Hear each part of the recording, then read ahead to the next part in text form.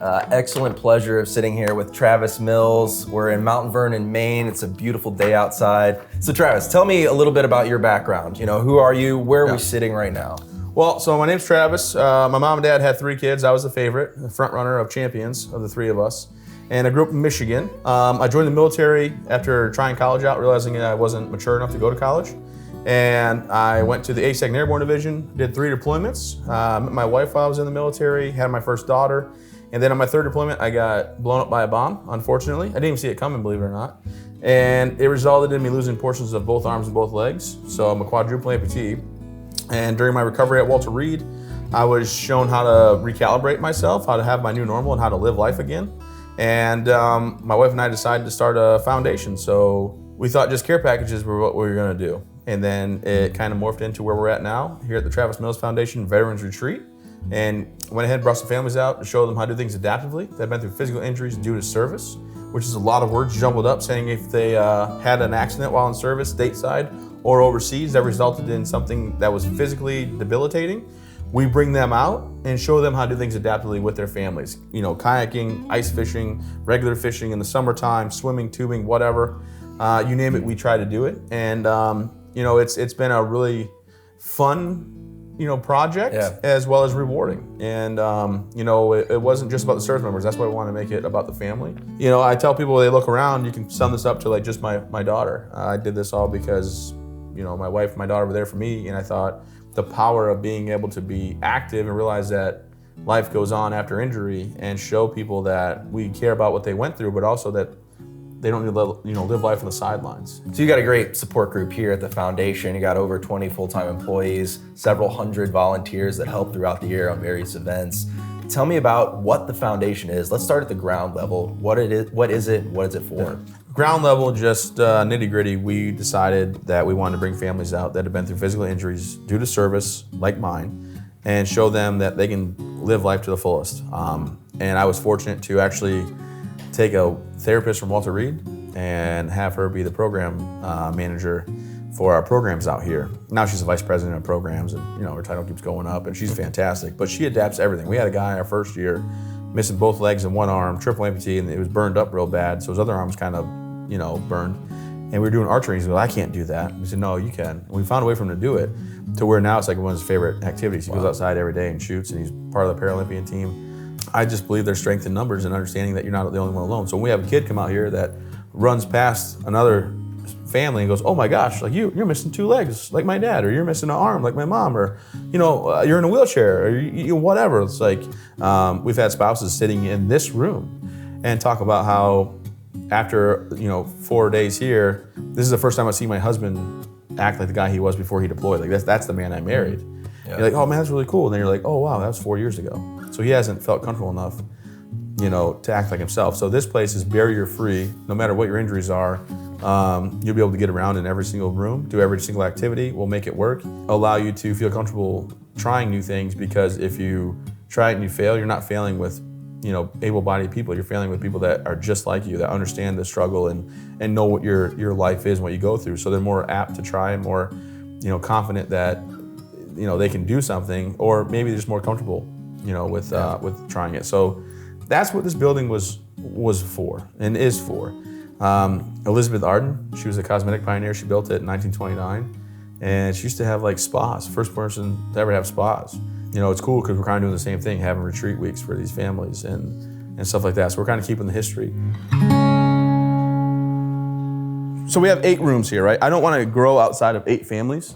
I like to keep it intimate, if you will, and it's all a juggling. It's really just all a juggling act, because like this room is supposed to hold, at least the parents. There's 2 bunk beds. We have cots. We've had up to 6 people, I believe, up in this room. Kind of cool history. So this was Elizabeth Arden's husband's side of the house. This is his room. But the thing is, when I say barrier-free all the time, every bathroom is set up, which is weird to talk about like a bathroom, I guess, but every bathroom set up with, the grab bars and it's got a shower bench, grab bars, and the shower, it's all that, and then it comes down. It's also people can use it adaptively, and be comfortable doing that. Like a hotel shower is a little different for me a lot of times. And then a really cool feature of these rooms is each room you'll find one of these leather books, and that's a journal. So everybody that's ever stayed in this room, not everybody, but we asked them if they want to write a message about their time or whatever. So if you open that up, you can see, people wrote their experience, how it was. We have kids that write in there. Oh, wow. And things like that. But we switch them out we don't switch them out until they get full, but a lot of times they get pretty full. But every room has that. They can share what they did daily. They can share what they did, for the trip, what it meant to them, and all that stuff. So it's kind of a fun thing that we're able to do for every room. This room has a theme. This is called by land, I guess. So Wayfair came in and did all the rooms and designs and everything. And then this one's called by sea. By sea. This one, it's got the bed there, the bed here. The very first week that we did this, we had some friends that came in town to help us out with all the problems, and Kelsey and I stayed out here. This is the room that we stayed in, Kelsey and I. But we have Recalibrate program where we help families that maybe come here and they enjoyed something that they can't afford, like kayaks or adaptive bikes or something. And we try to help them out with that. Like they fill the form out, we say, hey, we can help you with that. So this year we have 37 in-person weeks of programming and 63 programs total on the calendar between virtual, offsite. So next year we're looking for 40 weeks of in-person programming, and that will be about the max that our facility can handle. And then we're looking to continue to figure out how do we serve more veterans in different capacities. So from the comforts of their own home, a little bit closer to their own state. For example, last year we did 41 different programs. We served 998 people and over 300 veterans and first responders. So I wanted to ask you, because today we're filming on April 12th, 2023, and 2 days ago was the 11th anniversary of that day in Afghanistan. Does that day mean something for you still? What is that like? So they call it your Alive Day. And I'll tell you, I hated my Alive Day because my birthday is actually in 2 days. Oh, nice. Happy birthday. Thank you. So my birthday's on the 14th, so I never I was always like, my birthday, my Alive Day is really the 14th, and I would get kind of like, we're not going to celebrate, we're not going to talk about it. Not angry, but just like, nonchalant, don't worry about it. Yeah. But then year 7 hit, year 8 hit, and I was like, man, I am so fortunate to still be here, and I started actually enjoying my Live Day. Like, hey, look, I've made it through this horrific event. I've been able to give back to the community and start this foundation and also be a keynote speaker and do a lot of cool things. And then it just actually this year, for the 11th one, it hit me as I took my daughter to school, right? And then I took my son to school, and then I picked my son up and went to the playground, went and had lunch. My wife and I, went to dinner and stuff, and I said, I would miss out on so much if I didn't have an Alive Day. Like if I would have just died that day. 9 doctors and 7 nurses worked on me for 14 hours straight. And I was given over 400 units of blood, which is the most blood ever given to anybody at the time. And if they would have just been like, we're gonna loosen this tourniquet, we'll let him fade out in 2 minutes, we'll call it a day, I wouldn't have an Alive Day. So I kind of went from this is dumb, I don't want to celebrate this day, to it's awesome that I'm able to still be here. So you use the word recalibrated a lot. Tell me what that means. Well, I guess I hated being called a wounded warrior. Yeah. Not that there's anything you guys saying buddy out there, but I hated the term wounded. I think that had negative connotations. Everybody's, oh, you're one of those wounded guys. And I get why the sympathy and the pity's there and people feel bad, which is understandable. But I'm not wounded anymore, right? My scars is what I have scars. My wounds have healed. Yep. So I figured I just had to recalibrate, had to figure out my new normal and go forward. See, this was all originally we had a study here, a library. Barbara Bush donated to us. We're underground right now. Yeah. Walking through. This is the basement. Actually, the house. So Craig has pictures, my father-in-law. The house was only a dirt floor basement under the middle part. We picked it up 15 feet in the air, jacked the whole house up in 3 sections, had to break the whole house apart, and put this full basement in. So we have indoor swimming pool. It's done up real nice, not gonna lie. Super nice. Yeah. So this is the new addition. Yep. Sheffield roof. Beautiful Architecture in here. I mean, super impressive. The lady that did the design for us, super sweet lady, she actually did the design for the Bush compounds. Okay. On Walker's Point, Kennebunkport, for President Bush and all that. And then she offered to do it for us. We're like, yeah, okay. Sounds great. K Designs.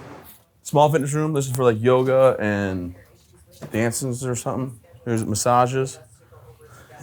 And then she is on the phone. Sorry, I didn't know you good? So this is Kelly, like I was telling you. Who's that? Is that someone I know? What's up, Winter? Sorry, so that's Kelly. She does all the programs. Her husband does all the facilities. They moved here in the very beginning. And then, there, want to hit that button? Yep. It should open, it's cracked. Yeah. The pool's gotta be locked. But, so we have this area, and that's where they come in, they can work out in their own workout, or we can teach them how to do things adaptively to live a more healthy and positive life. And Kelly's building those programs right now because this is a new facility, right? So this is all brand new. So now we're figuring out what we can do and how we can adapt it to the people that come here. Oh, that's a great view overlooking the pool. Yeah. And I noticed down there you got the garage doors that can open up in the summertime. Yeah. So that's pretty awesome. We wanted to, it's pretty cool design. We're fortunate to do it. And yeah, I mean, that's kind of the building right there.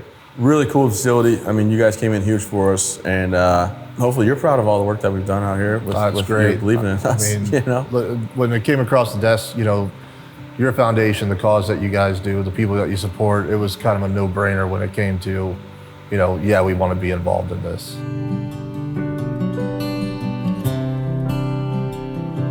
Our volunteers, we couldn't do it without them. We have an army of volunteers, and we're so grateful for them.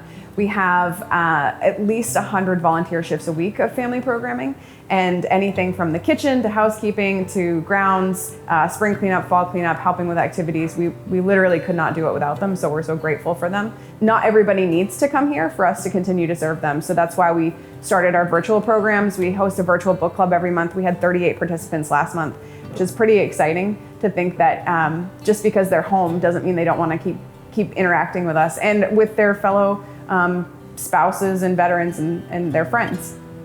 As we're wrapping up here, how can people get involved? How can they support you and the foundation? There's many ways. There's, you go on the website, travismillsfoundation.org. You can find out what we got going on, and you can click to donate, right? Everything here is off donations. You can sign up to be a volunteer. Even if you live far away, you can come in, and people stay at hotels. We have different rates we get, and they stay at hotels. And the last thing is you can just be our town crier. Maybe you don't have anything that you can give financially. Maybe you can't even give your time. But you can tell people about us that have the ability to give, either of the two. That's what this place takes. It takes people stepping up and believing in us. And, for me, I want everybody to know, I don't do it alone. I'm not arrogant enough to believe that everything out here is because of me. And I'm hopefully humble enough that you guys believe when I say, without the staff and the volunteers and the donors, this place doesn't exist. I mean, I'm one person with one story. I have a strong support group. I know how crucial that is. So the foundation's here for people that have a strong support group, or maybe they don't have a strong support group. We're just here to let people know that we're here for them, and we'll do everything we can to help better their lives, within our abilities, and to just keep pushing forward.